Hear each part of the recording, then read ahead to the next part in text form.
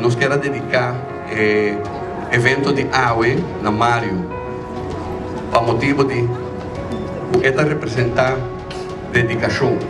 Se tem gente que está dedicado um mês ao deporte aqui na Mário, nós surpreender Mário na sua casa e acaba de viajar para nós poder donar par de reconhecimento, pero AUE oficialmente era donar reconhecimento e donar algo simbólico. Mário, mais danke para o aporte, danke para o sustento, danke para a inspiração e a dedicação.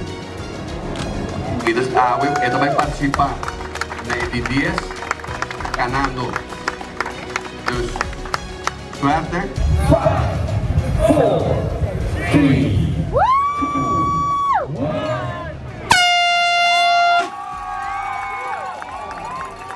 Bom, nós começamos de 30 anos aqui, já acaba na janeiro, nós arrancamos ali com o evento. Está tendo hobby trabalho, pessoas não trazem aqui, está tudo voluntário, HR de MetaFit, HR eigenlijk de MetaCorp, que está liderar o MetaFit Committee. Nós trazemos hobby duro, nós temos hobby bom cooperação de corredor. Durante a preparação para a AUE também, nós temos diferentes, mas gente é confuso e diferentes outros suppliers que ajudam nosso hobby bom. E me percebi que a AUE está um hobby satisfatório. O ator é massa de gente que participa da AUE. Nós estamos claro de 4 horas para receber na cava. Então, me está hobby contento. Nós temos momento hobby especial. Que Beyond Limit Sports, que está tem 5 stools especiais, há 5 atletas especiais e 5 corredores, na vai 21 km. Então, é algo hobby bom. Nós aqui para o ano passado, nós estamos, se me não era 1.500, e aqui nós estamos 2.520. Bom, o challenge mais grande, me quer é antecipação.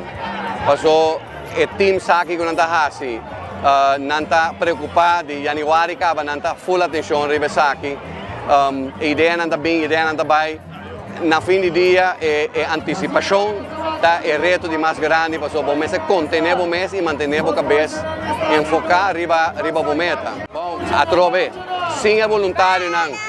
Se não está Harley Davidson Team, se não está Police, se não está Rode Kruis, se não está todo o time de deporte com nosso sponsor, que ajuda nós, se não está para o comitê e atrás de MetaCorp mês, de toda a companhia que ajuda, é isso que não está possível.